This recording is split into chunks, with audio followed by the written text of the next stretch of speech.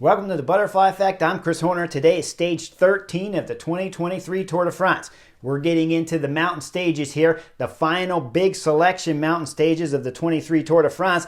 And you know, UAE team member Tadej Pogacar, he's going to want to go to work on today's stage because there's only one climb at the finish of this 137-kilometer stage, about 85 miles in length. It's the Grand Colombier. Now, this finishing climb is a monster at 17.5 kilometers and just over 7%, but it's stair steps. So that means it's not always 7%. It'll start off really hard, leaving through the neighborhood there. It's a drag going all the way up the climb. Crazy little switchbacks on the side of the hillside, and then it'll flatten out a little bit. It'll go back up through a forest, flatten out just before the finish, and then the final 800 meters is when the climb pitches up and goes really hard into the finish line, the summit finish line here at stage 13 of the Tour de France. Now, I have nightmares of Grand Colombiers because there's a bunch of Colombiers over in France, and I remember doing Tour de Leon, and we're in the Tour de Leon region. I had the race leader's jersey going into that last stage, and I had a couple Spaniards on my team that were riding fantastic. So when we started the stage, I thought for sure I'd win. By the time we got to the top, I had a nightmare effect from some asthma attacks that were going on that I've never experienced throughout my career, and it hit so hard, everything went numb in my arms when we were coming to the finish. Another time in the 2012 Tour de France, up Grand Colombier, I was riding for Radio Shack, and when we started the climb, I went to shift into the small chainring. We came into it with a full Peloton, so just about 170, 180 riders. It was huge. When we came into the climb, I go to shift into the small chainring, and the electronic Di2 just stopped working. I was stuck in the big chainring, yelling and screaming on the race radio to get the team director's car up here so I could change bikes. Now, there's Grand Colombiers and Colombier climbs throughout France, but in the Lyon region, they love this climb and they use it often. And that day in 2012, on stage 10 of the Tour de France, I had to ride the big chain ring up a Grand Colombier climb, and it was a nightmare. Finally, I pulled over the side of the road, was going to change with neutral support, and somehow Radio Shack director got up there just in time because the whole Peloton was blowing up. So he got held up the whole time, and I do about half the climb in the big chain ring. Got back on my spare bike, raced back up, and luckily for me, not so lucky for Dan Martin, he was getting dropped from the front group, but lucky for me because he's a nice guy, so he saw me coming and he did like a 400 meter pull for me, and then I had to launch hard to get back up to the front group, being led that year by Sky's Bradley Wiggins and Chris Froome. We were going fast up Grand Colombier that year. We dropped down the backside, and then I had to ride the front to help reduce the gap up to the breakaway guys on that stage 10. It was a hard and vicious stage, so anytime I see the words Grand Colombier, I start getting a little nervous. Now, today's stage, though, I'm sitting on the Chesterfield, so I'm not that nervous. But Jumbo-Visma should be, because when we look at the past history, in 2020, it was Tadej Pogacar that won this stage in the Tour de France. You go back to the Tour de Leon in 2020, that was Jumbo-Visma that won with Primoz Roglic, but Jumbo-Visma didn't bring Primoz Roglic to this year's Tour de France, so they're going to have to rely on one Jonas Vingegaard. Not his specialty, though, when you're talking about a climb like Grand Colombier here that stair steps and then gives a little bit of rest before you go into the last 800 meters where Tadej Pogacar is so explosive, and a Primoz Roglic could possibly get some time bonuses away from Tadej Pogacar or just beat him outright and already be in the race lead here at the Tour de France. Well, they don't have to worry about Primoz because they got Jonas Vingegaard and he's in the race leader's yellow jersey. Now, when the racing rolls out, we're going to see some excitement right away from kilometer zero because my man Victor Campenaerts and his teammate are going up the road. You see him attacking on the left side of the road. Victor Campenaerts is sitting second position. Lotto Destiny's trying to do everything they can to blow this race up right away. After that, the action is hot and heavy throughout the next 20 kilometers of the stage, and then we're going to see about just under 120K to go. This is when we see a 20-man breakaway rider go up the road. We see right away from behind UAE team members' tactics on today's stage are going to be displayed as we see Mikkel Bjerg and Vegard Stokkeleggen get on the front and start setting a tempo when the gap's only about a 1 minute to the group of 20 up front. Now, the group of 20, they're riding up there, but they're not riding 100% full, hard committed because you know two guys back there from UAE team members are going to hold this gap for about a minute and a half to 2 minute gap for quite a long time. When the break first started getting away from the group, we saw Ben Turner back there from Ineos struggling right away early in this stage. He's going to have a hard time. He will get back on, but he's going to get dropped again. He's going to be a DNF at the end of today's stage 13. One other team, though, that's not happy is going to be Giulio Ciccone. He's going to go back to his team car there when that group of 20 is going up the road having a discussion with his team director. I can only imagine he's saying, hey, Stuyvens is the only rider we have in a group of 20, and it's going to finish up Grand Colombier. How are we going to win with Jasper Stuyvens in that group? And you see a little bit of argument. I'm just guessing and filling in the blanks, but I got to believe that's it when you're Liddell Trek and you only have a classic guy going up the road in a group of 20. Now, we get back into the action. We're coming into about 55 kilometers to go. This is when the climb, the bump in the middle there starts. It's not categorized climb, but it's solid enough, and we start seeing some attacks from the group because the gap back to the peloton for UAE team members is just not extending out enough if you want to get in the Grand Colombier with 17 kilometers to go and have any chance of winning today's stage. This is when we see Mate Mohoric and Bahrain Victorious Fred Wright. They're all getting aggressive going up this climb, and we start seeing some attacks. Couple guys drop out the back, like Case Ball from Astana. He's going out the back. Intermarche's Petit, he's going out the back, but he will find his way back up to the front group eventually. Now we go back to the peloton. What's happening back there? Oh boy, Caleb Ewan's not having a good stage here. He suffered on yesterday's ultra fast, ultra hard stage 12 here, the Tour de France, but made the time cut. Now we see that the sprinter Caleb Ewan from Lotto Destiny is coming out the back. He won't make the time cut on today's stage, and he'll be a DNF when it's all said and done. Fabio Jakobsen, who didn't start yesterday's stage 12, means that we got two big-time sprinters here at the Tour de France disappearing by the end of stage 13 here at the Tour de France. Now, up front, what's happening in the breakaway? Well, they're coming up to the sprint points competition. Mike Tunison from Intermarché will take maximum points. Why? I don't know, but he did a big sprint there to do it. In my mind, I would have just used that energy on the front and kept pulling as hard as you can to get maximum time on the peloton behind.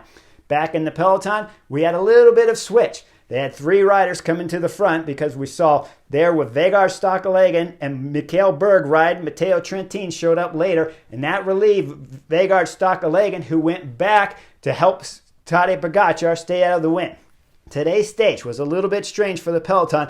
Look, they're going super fast, and there's a little bit of wind coming from the right to the left, so there's always a bit of a crosswind. Tadej Pogacar was a little bit far back, and so that's why Vegard Stokkeleggen stops working in the front and goes back there to make sure that Tadej Pogacar is always out of the wind and in good position.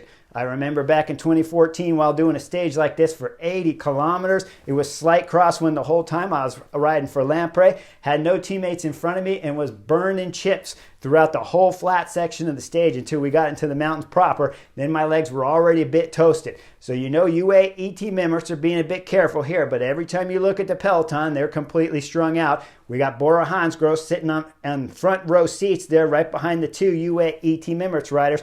Then we see Tadej Pogacar and a few of his teammates and Jonas Vingegaard and Jumbo-Visma back there. Now, as we get up over this bump in the middle of the road, they start dropping down the descent. This is where we're going to see big-time problems for Total Energies' Pierre Latour. Pierre Latour goes through the left turn. He starts opening up a gap. Next thing you know, every turn that Pierre Latour goes through, he can't hold the front group of 19 riders as he's getting dropped. That'll leave 18 up there. Now, Pierre Latour, I don't know how he cannot stay in this front group. They said on GCN covers that he'd had some crashes in the last few years and every time getting hurt pretty bad. But in this group, if you can't make it down a descent like this, you got to ask yourself, what are you doing at the Tour de France and how much energy have you spent? Well, this will end the Frenchman's chance of being able to win on Bastille days here as the Total Energy rider can no longer close the gap to the front up to the group up front being led there by Intermarché going full gas trying to get some time. Now we're coming into the last and final climb. About 5 kilometers to go before Grand Colombier starts proper. When we look at the peloton behind, they're going curb to curb. You see Ineos, you see Jumbo-Visma up there, and UAE Team Emirates are still driving on the left side of the road with 5 kilometers to go. Up front, the breakaway now of about 17 riders. They're going into the Grand Colombier full gas. And then we're going to see the last chance for anyone to really grab a feed as they come up through the feed zone and the road starts going up fast. It's not going to stay together for very long because Quentin Pasteur from FDJ, he's going to throw an attack. I told you guys it was Bastille days, and this is a Frenchman. He wants to put on a show. The FDJ rider throws in a huge attack. We look behind. Michael Kwiatkowski from Ineos is coming out the back. He's getting dropped hard, it looks like, and up front, Quentin Pasteur going full gas. There's about a group of 7, 8 riders just behind him trying to bring him back, and we see it's Alberto Bettiol from EF Education that's pulling because he's got James Shaw. James Shaw looks like he's got some pretty good form here on stage 13. If I take you guys all the way back to the Dauphiné, he was always there going up the final climb, setting some pace up there, trying to make some action happen during the Dauphiné. So I'm believing as I'm sitting on the Chesterfield, this looks like a good stage with James Shaw on the front, and they started Grand Colombier here with about a 3-minute 40-second. 4 minutes just about when they get into this climb proper. Now we see Quentin Pasteur is going full gas. Alberto Bettiol's pulled off. James Shaw is still there. And Van Gils from Lotto Destiny along with Harold Tejada from Astana. Those 3 riders are trying to bring back the sole rider up front. Then we get into the crazy switchback section. This is only a couple kilometers into the climb, and it's super steep right here. Quentin Pasteur is going to get caught, and Michael Kwiatkowski comes out of the blue, flies by everyone, and starts going solo up the road. We go back down to the Peloton. What was happening? Well, we saw Vegard Stokkeleggen, who started the climb just a little bit behind the train there of Ineos, has now come flying up with his UAE team Emirates riders on his wheel. Now he's taking full control here. This is impressive ride from Vegard Stokkeleggen. Do not disrespect this rider. He's pulled at the beginning here on stage 13. Now the climb, Grand Colombier, is starting proper, and he's sending out Tis Benoot out of the back. Tis Benoot's getting dropped while Vegard Stokkeleggen's ridden throughout 20, 30 kilometers of today's stage, and now he's dropping the Jumbo-Visma rider Tis Benoot, who was in yesterday's final stage, getting 4th on the stage yesterday. For what reason, I have no idea. He's a big-time knucklehead, but he's paying the price now. Jumbo-Visma are getting reduced in numbers quickly. We look up front. Jonas Vingegaard has Sepp Kuss, and he has Dylan van Baarle there. He's got a couple other riders with Wilco Kelderman still there, but Wilco Kelderman's going to be the next casualty because up front we see with Vegard Stokkeleggen, it's time for Soler to go to work. Soler's on the front. His eyes are all bright on the front of the group. He's going full gas here, trying to blow this thing up and bring everybody from the original break back as they're catching guys going through the field. Now with Soler on the front, we're going to see the next casualties as we see Wilco Kelderman with 11.5 kilometers to go going out the back. Guys, this was the second most important rider on Jumbo-Visma for Jonas Vingegaard. Sepp Kuss is first, and then Wilco Kelderman at 11.5 kilometers. This is a big hit here for Jumbo-Visma, but they had him attacking on yesterday's stage 12 too, so Wilco Kelderman's coming out the back. You look at the numbers up front. Jumbo-Visma still have 3 riders up there because Dylan van Baarle's there. They're classic specialists, and Sepp Kuss.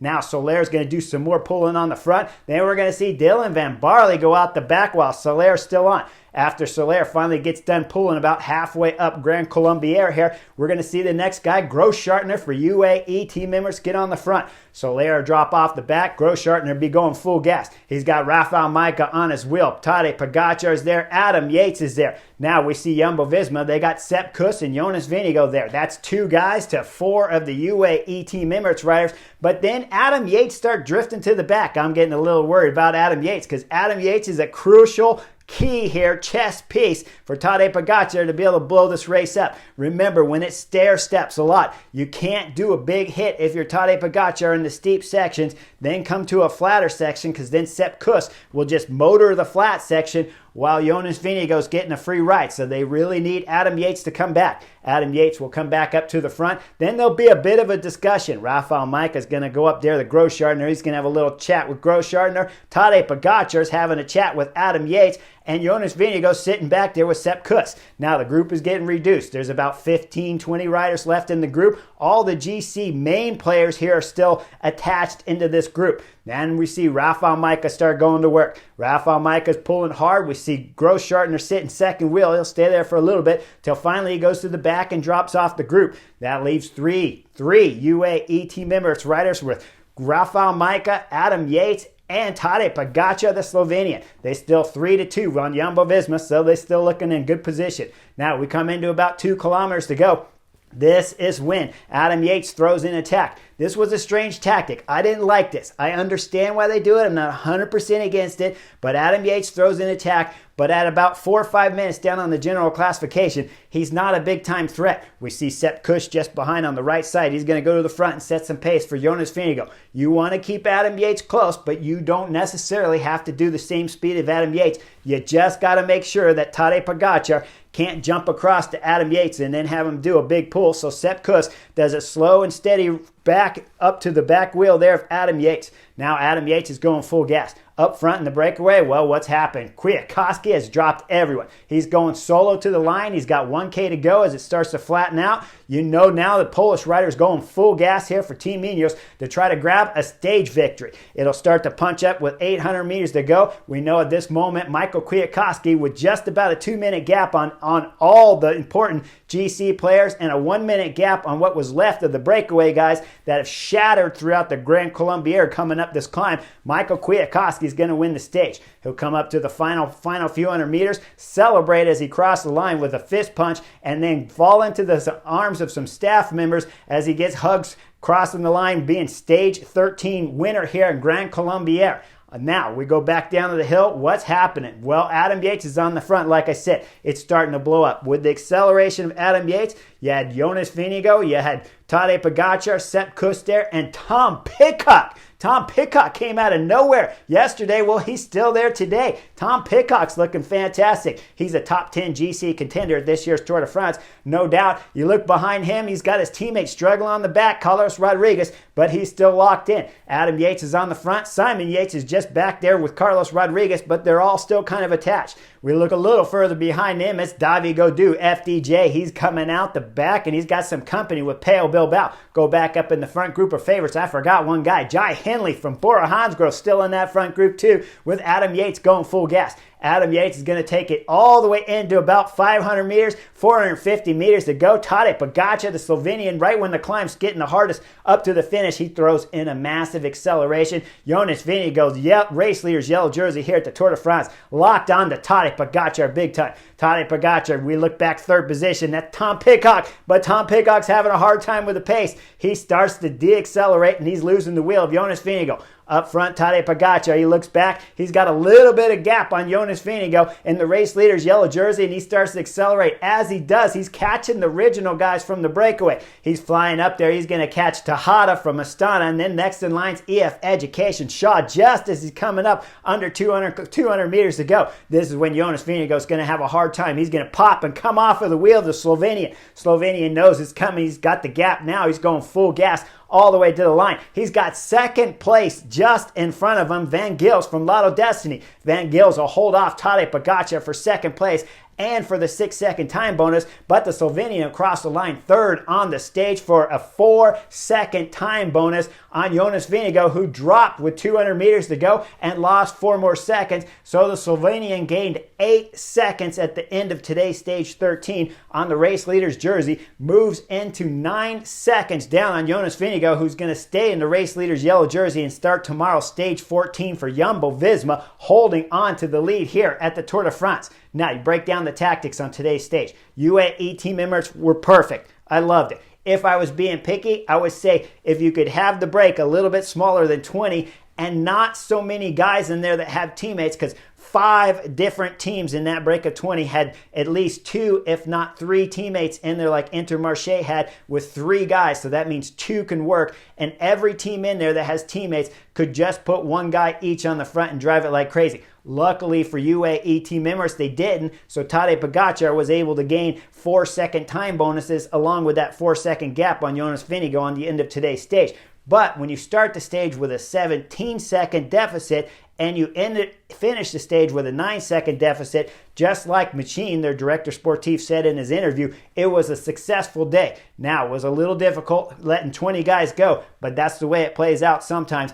And when you hear a lot of times the commentators talking about, I don't understand what UAE team members doing, this is the final weeks here into the mountain stages of the Tour de France. You got to go big on today's stage. It's flat. You run your 3 flatter riders like they did with Trentin, with Vegard, and of course with Mikhail Berg, who was absolutely stunning on today's stage, doing big time work along with Vegard there, going up Grand Colombier at the finish after pulling through the flat sections of today's stage.